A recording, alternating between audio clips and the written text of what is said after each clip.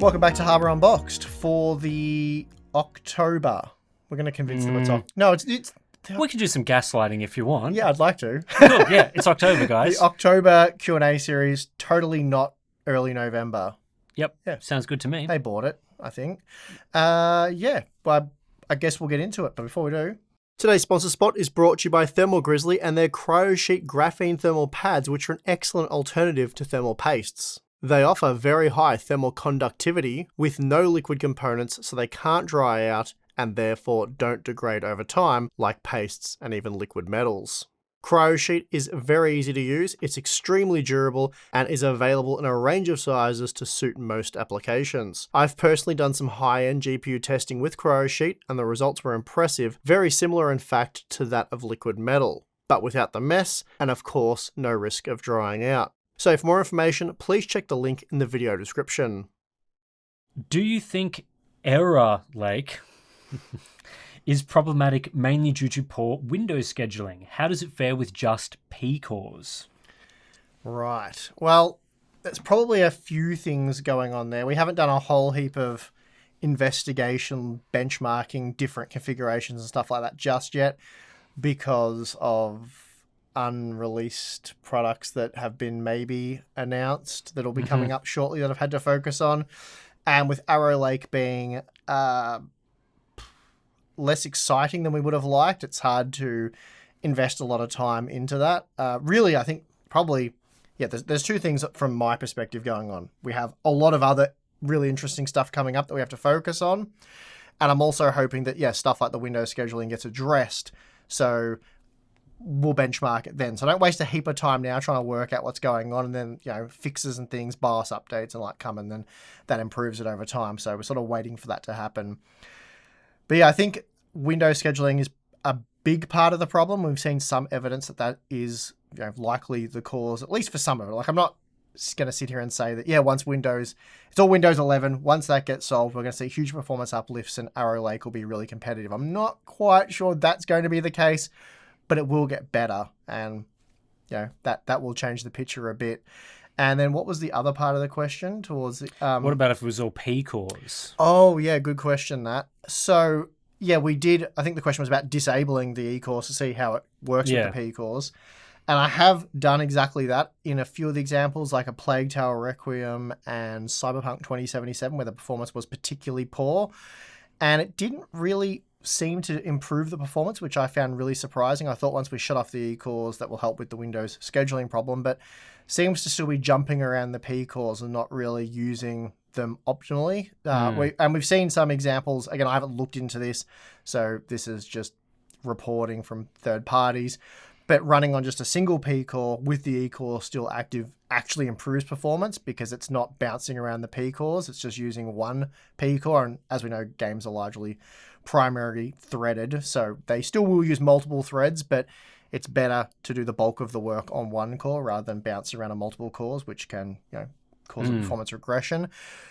So yeah, but why? It's weird. You would think if you disable the E cores, which we saw with like 12th gen and 13th gen, and I suppose 14th gen, that did help with performance. And again, I haven't tested a whole heap of games, but the ones I did test didn't really help.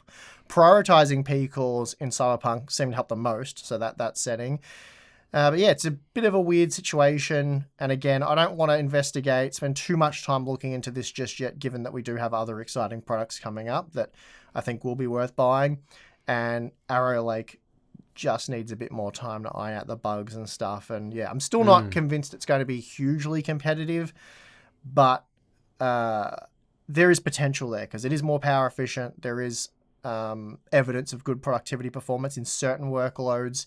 So I'm not willing to call it a complete dud just yet. I think if they can, at least, because you don't need the best gaming performance. We saw this with the earlier generation Ryzen processors. I think if you can get a well-rounded product, then that's pretty good. But of course, there's stuff like the price as well, which is not great. So we'll have to see if they can do anything about the pricing there as well. So there's a lot of things that Arrow Lake needs to address and overcome before it's realistically going to be a viable option, I would say. It's disappointing how I guess, relevant the Windows scheduling thing and Windows in general seems to be for these new processors. It didn't seem like it made that much difference a couple of generations ago, and now we've seen with, even going as far back as like the Alder Lake launch when there were scheduling issues with that, Windows needed to be updated. Then Zen generations, there's been obviously the whole 24H2, 23H2 situation.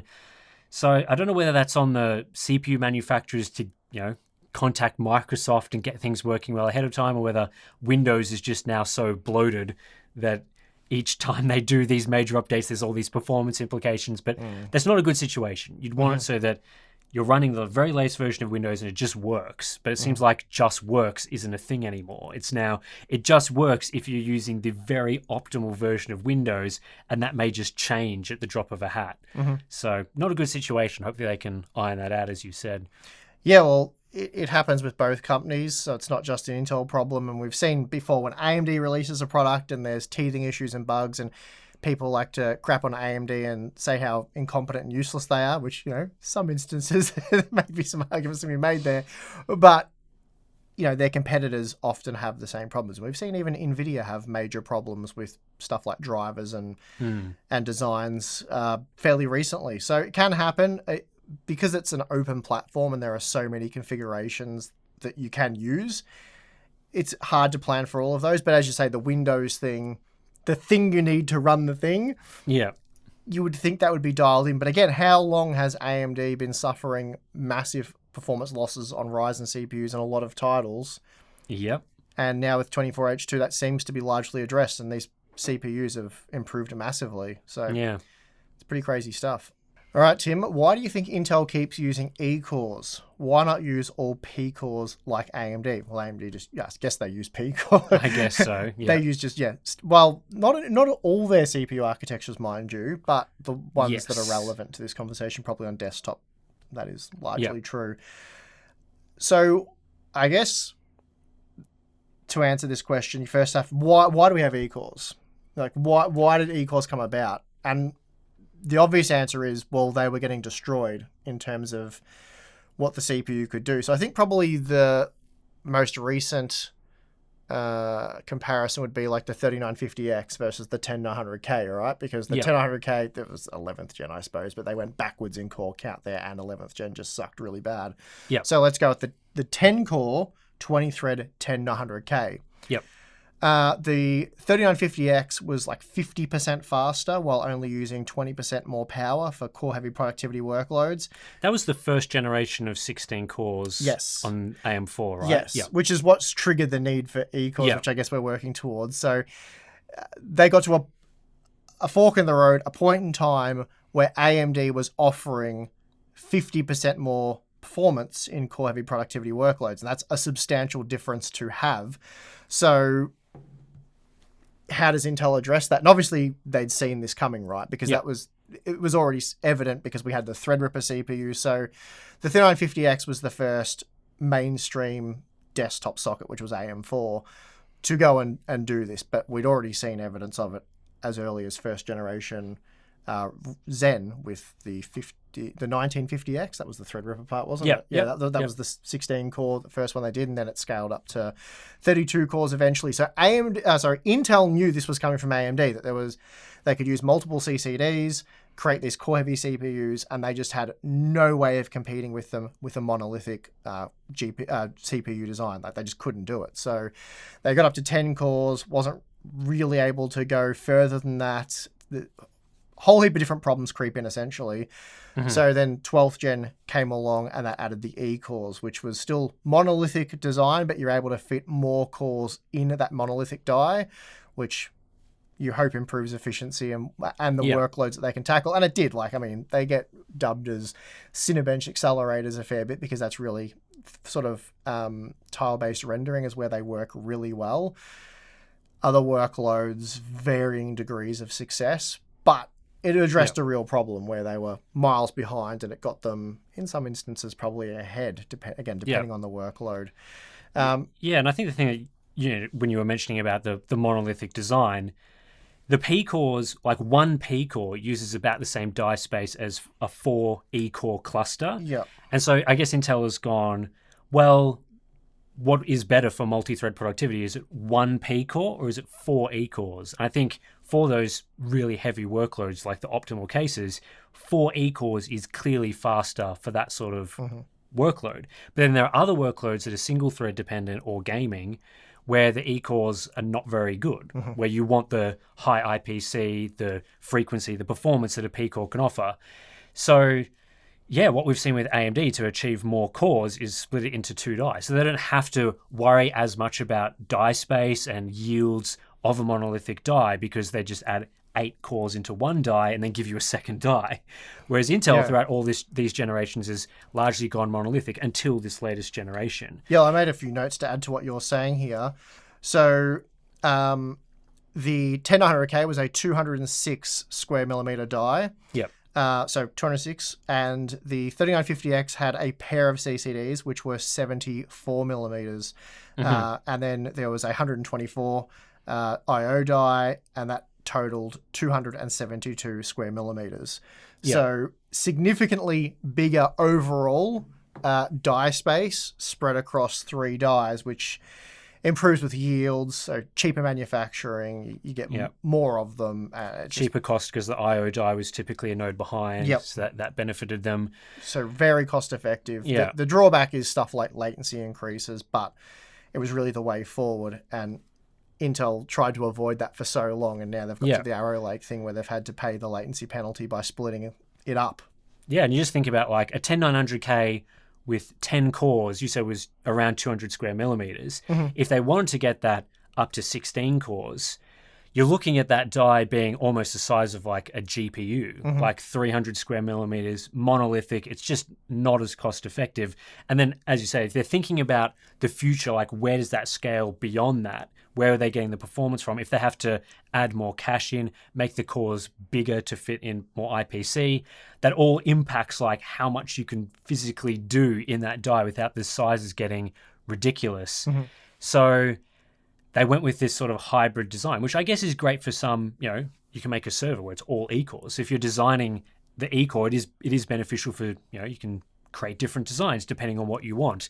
But it has created things like we were talking about with the scheduling issue, where now you've got 2 different core designs, so you've got to deal with how do you make sure that some apps that need P cores are on the P cores, and how do you make sure that games avoid E cores if they need to use 8 cores and stuff like that. So it's a more complex design, but they're sort of trying to balance all those factors of single thread performance, multi-thread performance, making sure the latencies aren't so bad, and potentially with Intel moving to tile-based design now, they can do even more stuff with P cores and E cores, and maybe we do see some more exotic designs that sort of mix up things. Maybe they put E cores on their own chiplet or whatever, or tile, and they don't include that on some parts, or include more P core tiles.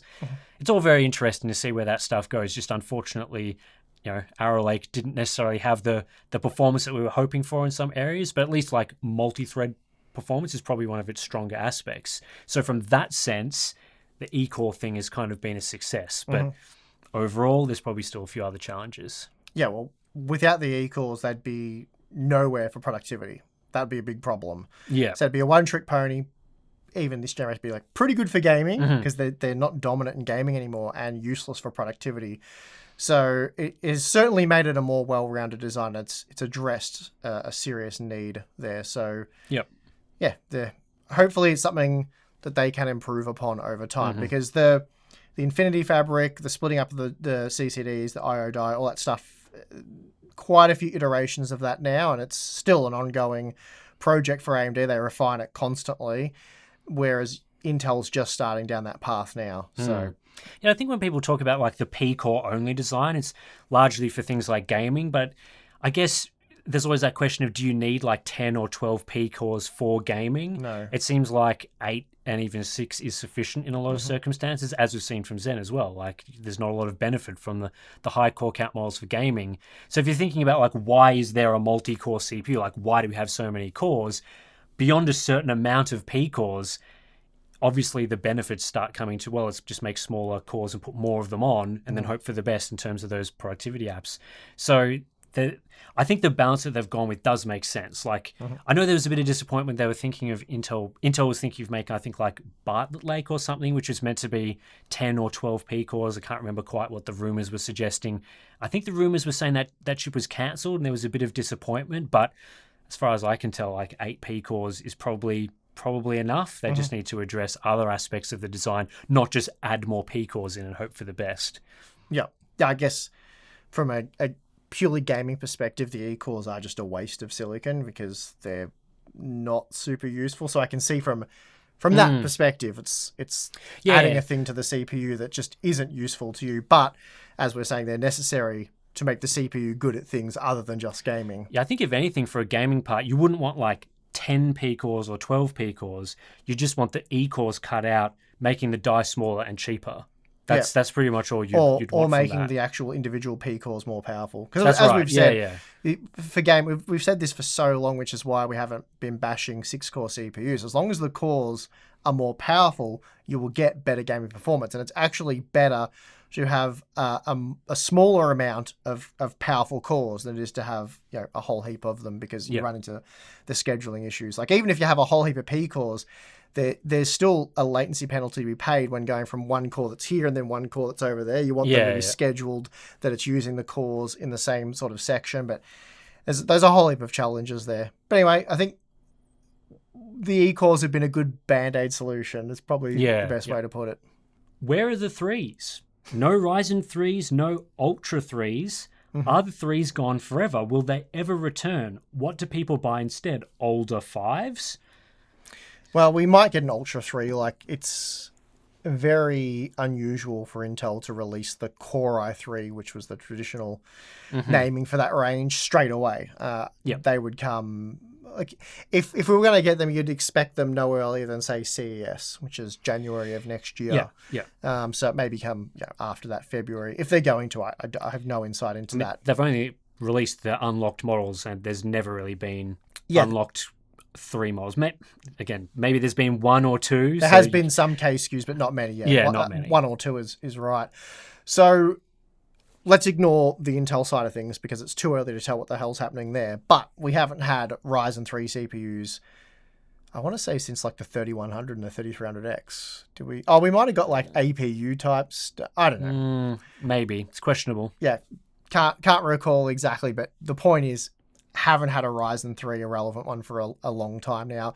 And the reason for that is pretty simple. It doesn't really make sense to make these cut down GPUs like it'd be a half CCDs type deal. Like 4 cores, you have to cut the die in half. Performance isn't that great, and you're doing it on the latest node, the most expensive node.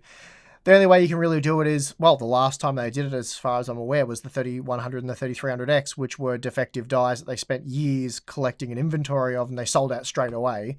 And then people got really annoyed because they couldn't buy these really good value Ryzen 3 CPUs anymore.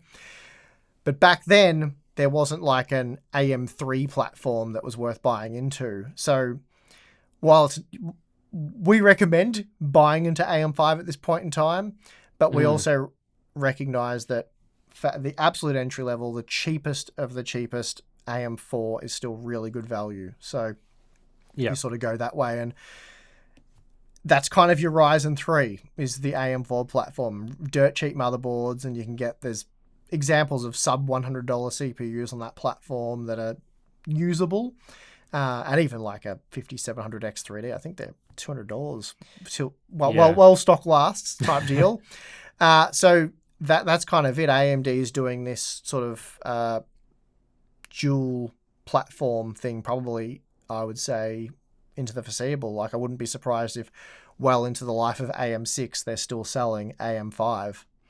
It just doesn't make a lot of sense to refresh a part that's already on the market into, like, I guess they could take a Ryzen 5 and make it a newer generation but rename it to a Ryzen 3. So effectively refreshing it, which Intel has done that a lot with Core i3s. They've often just been the last gen Core i5 renamed to a Core i3. It doesn't make a lot of sense to do that. Generally, there's been good inventory of older Ryzen parts. So they're just going to be competing with their own parts that they're trying to sell at a discount. So if they've already got a $120 last gen Ryzen 5, what's the point of making the exact same part, renaming it to a Ryzen 3, and charging, again, probably like $120 for it? Especially you just wouldn't bother doing it. No, especially on the latest platform where the motherboard costs are more. That's so right. You're looking at having to spend on a half-decent motherboard at least $100.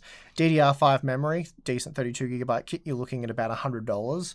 So making a $100 CPU to go with all of that sort of stuff, while some people would appreciate that, DDR4 memory is so cheap now. The entry-level AM4 motherboards are so cheap, and therefore the CPUs are cheap. So it just makes a bit more sense to go about it that way, which I don't really have a problem with. I think having all of those options still available is really cool, and it's pretty healthy ecosystem on AMD's part. I think it'd be bad if the older Ryzen 5s weren't available, so there was just nothing at $100. That's when you'd really want like a Ryzen 3 type of product to exist, to at least give someone an option at that price point. But so long as the Ryzen 5s are available, they benefit from, they're usually quite well-known products. So people buying like Ryzen 5 5600s or whatever, like that was a very popular product when it launched. They benefited from all that marketing, whereas if they rename that to Ryzen 3, they got to start again. They got to bring up that brand awareness of that product again. There's so many complications, and just the rebrands and stuff, they're not that successful, I don't think, anymore. You want new products with a new name, generally speaking. Yeah, that's right. As we said at the start anyway, like the yields will be so good on the Zen 4 and even Zen 5 parts now. Like the CCDs are very small, like 74 square millimeters. So they're not going to get dies where half of the cores don't work. So they would effectively be selling you discounted, like they'd be lasering off working dies, which they've had working cores rather, which they've had to do in the past. But it just doesn't make sense to do that when you've got other ways. Yeah, you may as well just drop the price and sell you a 6-core for less money. Like and that's pretty much what AMD does. Yeah, because otherwise it's just wasteful, and cuts into the other CPUs they can sell cheaper because they're on older nodes and cheaper to manufacture anyway. So why is Arrow Lake gaming performance so poor when it has more cache and single core performance than Raptor Lake?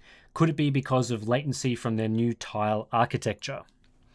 Well, the simple answer to that is yes. It's most likely latency from the tile architecture. That's certainly one contributing factor for sure, because the memory controller is no longer located with the cores. It's in a separate tile. It's in the SoC tile. So Intel said before we even got our hands on it that has increased the latency. So that's just par for the course really when you start dividing up the CPU and moving things further away from one another. And it was the same sort of headache that AMD had early on, if you want to say, with gaming performance, why the earlier Zen architectures, and they really had to improve things like DRAM latency and stuff like that, which really led to the performance gains for the Zen architecture over time by refining those things. And so this is something Intel's just going to have to work on with future generations of the sort of tile-based scheme. So again, that's one factor. We've talked about scheduling and stuff like that. That's also another contributing factor. And there's probably a few other things chucked in there as well. It's a new architecture. It takes a while to sort of dial these things in and get the most out of them.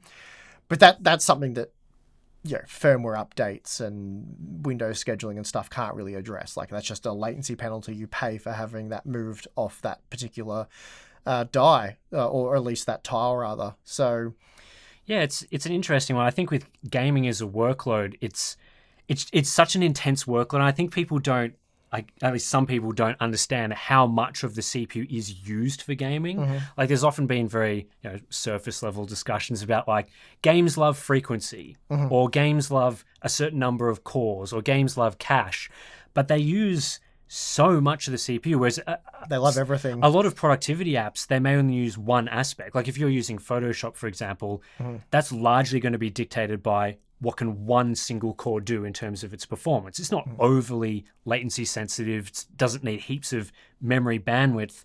And there are other applications like Cinebench where it just loves things like E-cores. Like let's just chuck as many, do as much parallelization, quite a hard word to say, as much of that as possible, and you're golden for things like tile-based rendering. Whereas gaming, you want frequency, you want at least a good number of cores because there's games designed for multi-threading these days. You want to make sure that you've got enough cache and that latency to the cache is good. Cache hit rates are good. You want to make sure you've got low latency memory. You want good memory bandwidth. And there are some games that target more of these things than others. Right. I was going to say that. So you'd be playing one game that's really latency sensitive and another game that's really bandwidth sensitive. And generally with RAM, you can't have both at the same time. Like you're usually picking between the low latency stuff at a tighter or lower bandwidth, or the huge amounts of bandwidth at a lower latency. So there's so many complexities with gaming, and that's often things people see when you look at Task Manager, and it's like, oh, my CPU's only being utilized at 30% or 40% for gaming, but it could be smashing the memory controller at 100% for all you know. Like that could be the main limiting factor. So when you got things like Arrow Lake, where yes, IPC for the CPU cores is better. There's a bit more cache. I think L2 cache went up. L3 cache is pretty similar. But then you're downgrading other aspects like latency. That can affect gaming significantly, whereas Cinebench or other productivity apps may not be affected at all by that change. So when Intel's designing the part, they're aware of these sorts of things. They're thinking, well, it's all trade-offs, right? We can balance things. There's trade-offs. We want to hit all these different goals, and a lot of these architectures are still designed for servers, as we've seen with Zen 5 and the gains we saw there. So yeah, it's really complicated. And with gaming, you need to just really make sure all aspects of the CPU are improved to get gaming gains generation over generation. So as you said, hopefully future generations, they can tighten up all these aspects and start things improving. All right, Tim, get comfy. Yep. Bit of a long one here. With Arrow Lake being such a flop, you have to wonder why Intel even bothered releasing it. I get that shareholders want to see, a new generation every year, and that's the business model. But it feels like Intel and AMD can do more to harm themselves by following this model than just waiting it out while they make sure their next generation is actually good. NVIDIA doesn't force themselves to release a new series of GPUs every single year. They wait until Jensen's oven cooks something good. Is this model even feasible for CPUs? First of all, I don't agree with that. Like NVIDIA, they do have a release cycle, and it's just not yearly. It's not yearly, but then neither the CPUs. That's true. It's process node dependent. Yeah. So the GPUs and the CPUs follow the same rules. So don't necessarily agree with that point. As for should they have not even launched Arrow Lake to begin with, I don't agree that they shouldn't have. I think they should have. It's a necessary step. It's kind of like saying, Zen wasn't that good.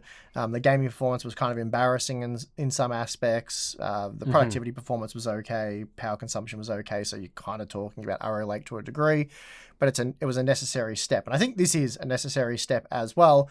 But also there are other factors at play. Like Arrow Lake, while a flop, I still think it's better than Raptor Lake. Like it's more power efficient. Yeah, we've seen a bit of a gaming performance regression, but generally productivity performance has improved. And I think once the various teething issues like scheduling issues and stuff like that get addressed, I think it's going to definitely be better than Raptor Lake. So it is an improved generation, big improvements in some aspects. And you also have to consider the fact that 13th gen and 14th gen were a bit sullied. Like things didn't go super well there, especially towards the end with the stability issues and stuff like that. People would kind of stop buying them altogether. So again, Arrow Lake has been a flop. I don't think there's too much evidence that people are really buying them up. But they had to move forward, and that's all they had to move forward with. So it was sort of an unfortunate situation. But yeah, and the same thing with like Zen 5. Well, we sort of called Zen 5, or we did call Zen 5 a flop on the desktop, right? It isn't necessarily a flop overall. Like it's doing some pretty great things on the server side, and there's also the X3D CPUs that we're yet to look at, which may have something to offer there. So, but again, like it was just probably another. It wasn't what we wanted, but they refined things to a degree. Yeah. And I think for it to be a flop so bad that it shouldn't be released, like it has to be worse in pretty much all areas. Whereas like Arrow Lake, if you're a niche user and you really want, you've looked at the charts, there are some productivity apps where Arrow Lake CPUs are the best option. that means that it's not like they shouldn't have sold it, because if you really need that performance for that workload, then an Arrow Lake part may be the best part to buy. In which case, then I don't think it's sort of in that 11th gen situation where I think at the time we sort of said they probably should have just refreshed 10th gen instead of making the whole new 11th gen architecture. But yeah, like the CPU is probably not going to sell that well, but there's, Intel's got all sorts of other things to consider. They need to keep OEM partners happy who seem to like Intel releasing some sort of new CPU every generation.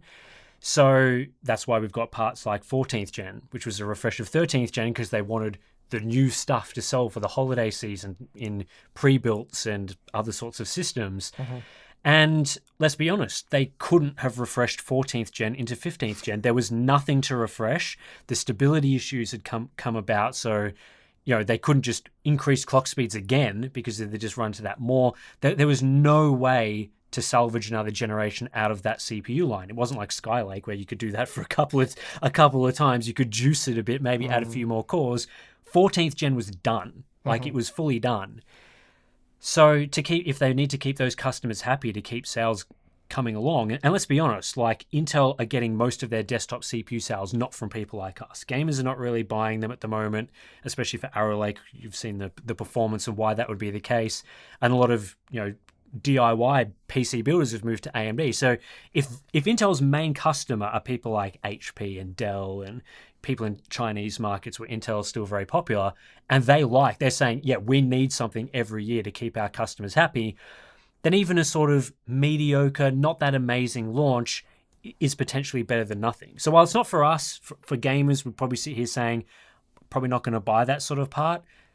If there's some customer out there that's still interested, then it is in some way still really worth releasing, at least in my opinion. I think the only scenario where that wouldn't be the case, and we've seen this from Intel in the past, is if we knew, and this was the case anyway, in 6 to 12 months, there was a new, much better, much more refined, better performing architecture from Intel coming. Yeah. Then it'd be like, well, why did you do this? Like, it wasn't worth it. Just stretch it out a bit longer. And even in this scenario with the sort of 13th and 13th and 14th gen thing, it's like you could kind of argue it was almost worth squeezing something out. But probably a generation, I think we agree, that shouldn't have been released was 11th generation. Because 12th gen, I don't remember the exact time frame, but it wasn't even that far after 11th. Whereas the next generation from Intel, we're not expecting for like 2 years. So yeah, I think that's right. I think the rumors were suggesting that the next generation was going to be a refresh of Arrow Lake, but there's question marks as to whether that will be released or not. We're not 100% sure on that. And yeah, as you say, like the next actual generation that's not a refresh is still probably a little way out. So they couldn't go another 2 years with 14th gen. There's nothing left in the tank, as you said. Couldn't. And the only way that it would have worked is if they made it worse. Like, I guess they would have had to, I don't know, solve the stability issues by clocking it back, in which case then you're just making 13th gen again and calling it 15th gen and trying to solve power issues on that platform was just never gonna happen. So, yeah, I mean, for the DIY market, not the best product, but we're just one segment of customers for these parts. And as much as AMD has a very strong hold on the DIY market, Intel doesn't sell zero of these CPUs. There are other customers that do buy them. So we'll see how that goes for Arrow Lake. And hopefully, as you said, the teething issues can be solved. And, maybe with a refresh line, if that does come about, then, this platform, this architecture that they've made could be a success in general. But we'll just have to see. What factors indicate that a CPU will remain viable for the long term? In your video, Why We Benchmark CPUs at 1080p, it's a great video, go watch that one. You mentioned knowing the 8700K would outperform the 2600X in future gaming, which was evident in your tests with a 4090. What should I look for when buying a CPU to ensure that it will last? And if a CPU achieves my target FPS in the reviewer's benchmark, does that indicate that it can support stronger GPUs in the future? There's a fair bit to that question. Yeah. Buying a CPU or any product really on the hope that it'll be better in the future, I guess that's a factor you can consider, but then like how much more money do you pay for you think this will be more future-proof? Like what's the premium associated with that? If it's just the better value product now and it looks like it might age better, then it's just like, well, that's kind of a nice maybe factor that you can add to the purchase. But realistically, the way you should be doing CPU purchasing is, first and foremost, do you need a new CPU? So that's up to you to work out. Like, are you finding yourself CPU limited in the games you're playing? There's various ways to work that out. But once you've established that you do need a new CPU, roughly what is your budget? And then you start looking at CPU reviews and CPU benchmarks and seeing how CPUs in roughly your budget compare, and if it's worth extending your budget slightly to get maybe something like a 7800X 3D. But if that's too expensive or whatever, then just you work out what the best value option is. And that's why CPU limited CPU benchmarks make the most sense, and GPU limited CPU benchmarks are very dumb and misleading, and they don't tell you whatever it is you think they're telling you, like what performance you'll currently get out of your GPU or whatever, because that's just, there's so many things wrong with that I don't even know where to begin. Like you've just watched the video that's mentioned in that. I guess that probably is the best way to explain it, but people think resolution and then FPS or CPU or whatever, that tells me everything, but it comes down to like the quality settings you're playing, the actual games you're playing. You're playing that specific game that's being benchmarked at those specific quality settings, and how does the performance go across the entire game? So there's a lot of things to look out for there. It's a really complicated subject, but essentially why you want the CPU limited CPU benchmarks, the 1080p low resolution stuff with 4090s is so you can see how the CPUs perform. So if you've got two CPUs that are roughly the same price in your price bracket, but one's 10% faster or 15% faster, then that's just the one you get, because it's going to offer you more performance now at the same price and should offer you at least that much more performance or even more performance relative to the other product B, in the future. I think it's pretty rare to see a product, like if we go back and look at our reviews in the past that we've done a decade ago or 5 years ago, it's pretty rare to see a product that is slower when it came out being faster in the future, as in faster relative to its competition in the future. Yep. So again, if you've got product A and product B, if product A is faster at the time it's being reviewed, it is more often than not, I would say almost all of the time, faster for gaming in the future. It's extreme edge cases. So I think you could pick like the Core i5 7600K. That was 4-core, 4 threads, right? Yeah. And then you could compare that to the Ryzen 5 1600, which was 6-core, 12 thread. Yep. And it took a few years, but a few years they started trading blows. And I think if you were to compare them today, that the Ryzen processor would be much better. Yeah. But that took quite a long period of time for that to be realized. But that proves your point though. Like, that's out of all of the CPU matches that make sense that you can sort of pick to over the last, I don't know, almost 10 years. That's probably one of the few where those CPUs were in direct competition, and the Core i5 pretty well slaughtered the Ryzen 5 for their first year of existence, and then it started to creep the other way. And I think in those reviews, like, you can sometimes see hints of like where gaming is going, the sort of things that you need for CPU limited gaming at the time. And I think around that time, we were starting to see some games utilizing multi-threading more. So we were sort of moving from that era of games that were almost always single-threaded to some form of multi-threading. And there were a couple of edge cases where you were seeing like 6 to 8 cores of usage of those cores at the time, obviously. So that was sort of hinting that maybe a higher core count CPU would age better, but it's very much a toss-up. It could have gone either way. And I think what we're seeing with modern games is more towards the memory side of things. So things like DDR5 versus DDR4 has generally scaled a little better over time in favor of DDR5. Yep. So at the time that you benchmark, say, Alder Lake, DDR4 and DDR5 was pretty similar. Now you'll find a pretty strong advantage for DDR5. The same with CPUs with more cache. I think that's becoming more important over time. We're seeing the X3D parts aging quite well relative to the parts that have less cache. So you can sort of see that. I think if we were talking about CPUs today, you'd probably want ones that have generally more cache and better memory performance. But it's very hard to say for sure that that's going to be what dictates performance for gaming in the next few years. That's just sort of looking at what are the sort of edge cases that we're seeing today? And it may not play out that way. Yeah, it's a tricky one as well, because you really want to you want to spend what you're comfortable spending, essentially. You don't want to stretch the budget to get something that's, it may be faster now. Whether or not you can utilize that with your current hardware, hard to say, but yeah, it'll age better. But spending, going from your $200 budget to your $400 budget just because it's more future-proof and will last better doesn't necessarily make sense, because 3 years down the track, a $200 CPU will almost certainly be faster. We've seen that time and time again.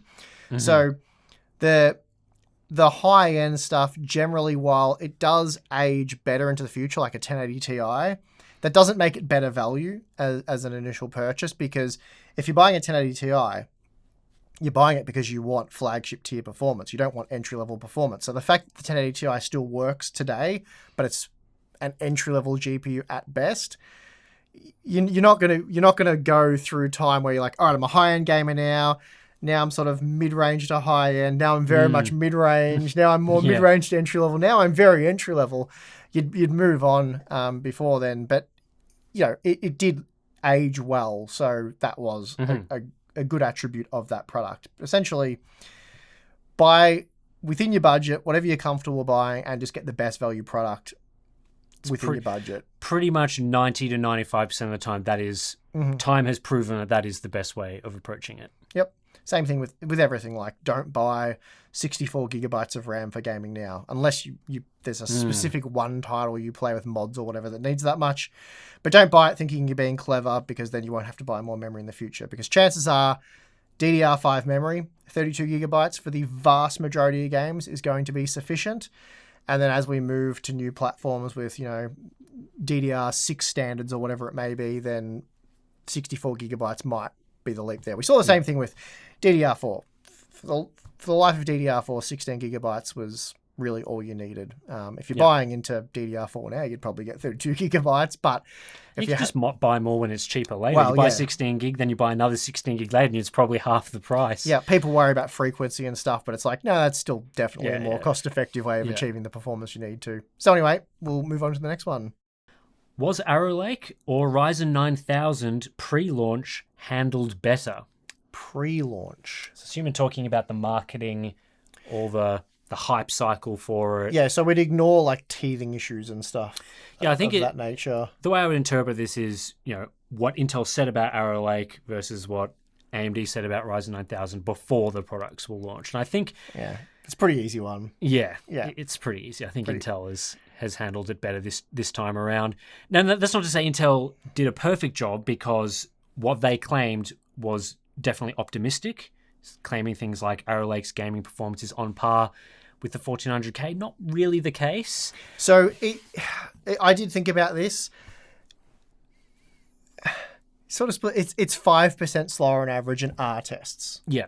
So, or it might have been 6%, but 5 to 6% slower in R tests, which isn't parity, and we didn't really see any examples of parity.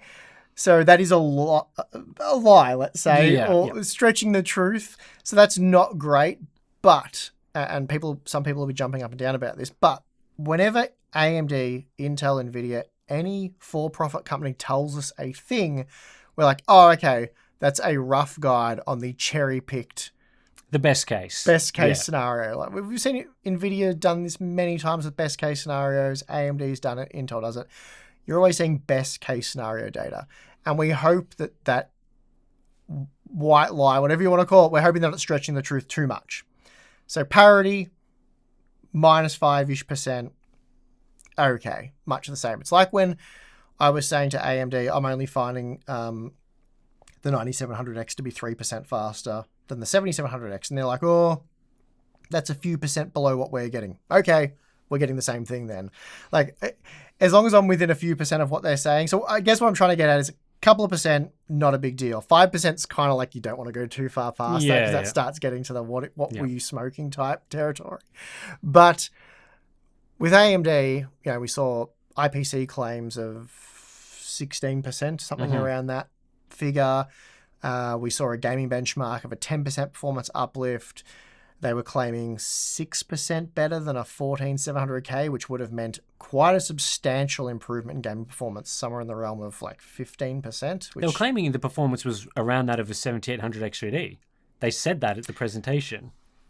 Yes. Which matches the Intel data though, because if it was 5 or 6% faster than the 14700K, it'd be right up there with the X3D models. So the point is they made a lot of they made a lot of really exciting claims that were very painted Zen 5 in a great light. Like it was going to be exciting, great product. Yep. And then it came out and it was more of the parity thing that Intel's claimed. So there was very small performance uplifts. It wasn't nearly as exciting as what we were all expecting based on AMD's own claims. Mm-hmm. So they set the product up to be massively disappointing, sort of an epic fail in that sense. Whereas, again, you're sort of splitting hairs. Like, what percentage would you say AMD was off by? 15%? At least 10%, right? But even that doesn't matter so much. It's when you're saying it's going to be 15% faster, that's really exciting. But when you say parity, like there's no performance improvement to be had. Yeah, that's straight away like, oh. I think that is the thing that is the biggest difference for me. In sitting through Intel's presentation for Arrow Lake, they were pretty clear that this part is not really designed for gaming. Mm-hmm. That when they were talking about IPC and things like that, they were pretty clear that what they meant is for productivity apps, and that the performance gains were for productivity apps, and that there was a lot of work being put into the efficiency side of things. And I guess you could say maybe the efficiency is still disappointing relative to what Intel claimed, and I think that's fair. But they were very obviously not saying things like, this is our fastest ever gaming CPU, this is the new performance crown they really for played gaming. That down. They played gaming down quite a bit. And I think they were honest that even when painting it in the best possible light, this is parity for gaming or whatever, they were pretty clear, like, this is not going to be a step forward for gamers. Like, if you had a 14900K, you wouldn't buy an Arrow Lake part for gaming. And yeah, it turns out that it isn't even quite as good as Intel were saying, which is not ideal. But if you contrast that to the Zen 5 presentation, there was really no indication there that gaming performance wouldn't have improved relative to Zen 4, because they were talking about IPC, and if you look at the charts, they included some gaming figures in those IPC numbers. So they would have like Far Cry 6 in there, along with Cinebench and all those sort of applications in their big IPC chart. So there was sort of this implication that the 16% or whatever they claimed IPC gain would also apply to gaming, because they showed you that, then went straight into, look how good it is compared to Intel's parts. It's 16% better IPC, but yeah, it's faster than 14600K, 14700K, 14900K in our benchmarks here.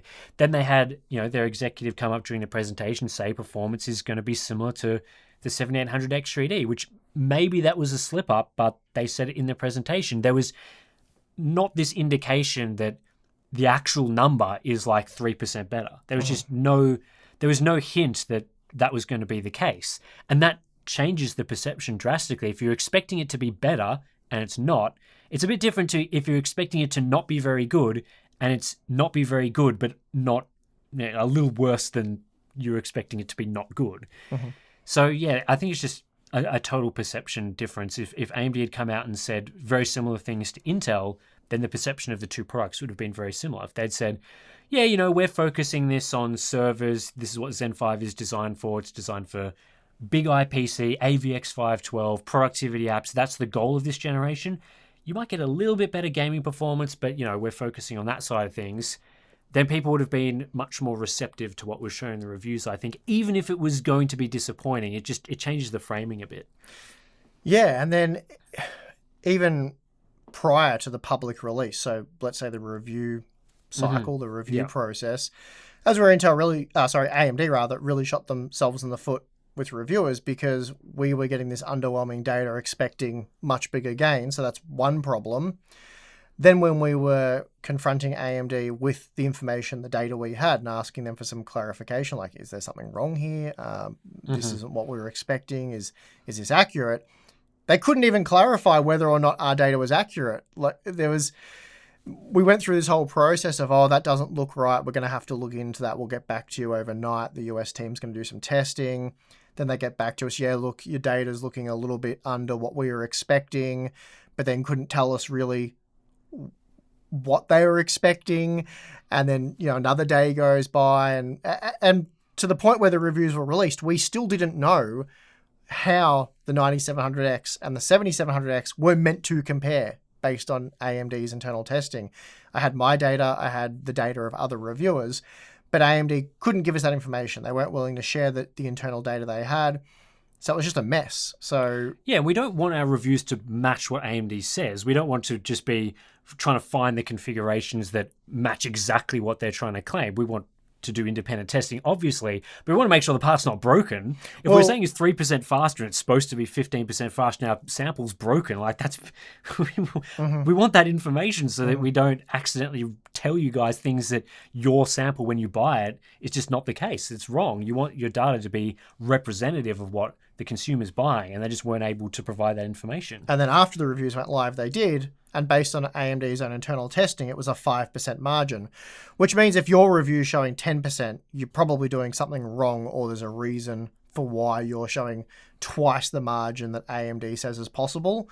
There's a whole heap of things that were going in there, whereas Intel, there was none of that. Like, we got our results, we sent it to them, and they're like, yep, there's a problem there. We're going to have to look into that and try and get it sorted out for you. We'll keep you in the loop. But your data's not wrong. Like, we're seeing other reports of underwhelming performance in Cyberpunk. We're looking into it.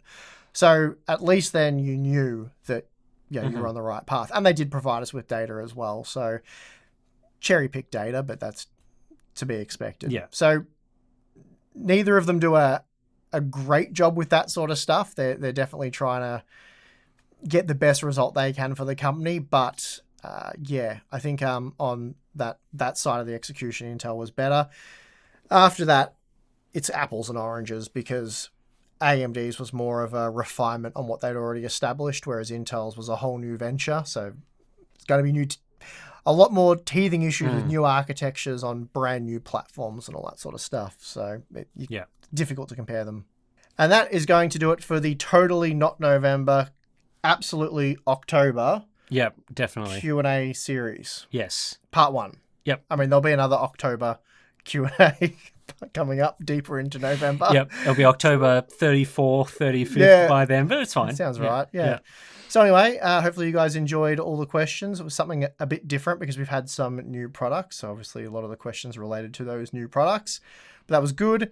And Patreon. Yep. Join button. Yep. They're the two main things you can do if you want to get more Hardware Unboxed goodness. So if you join or you follow the Patreon link, you'll get access to our exclusive Discord server where we talk more nonsense but directly at you. So that's a different experience. There's great community over there. We also have behind the scenes content, other Q&A related things, and a live stream for members that we do once a month. That's right. So just another way we talk directly at you, answering your questions and stuff, but in a different format. You're really selling it when you say that we talk at them. Yeah, we talk directly at you. Yeah. So that's fun. Anyway, sign up for that, I reckon. But if you don't want to, then, that's fine. We'll just talk at you the way we're doing it right now. That's right. So there's various ways to sort of get that service. So thanks for watching. I'm your host, Steve. I'm your host, Tim. See you next time.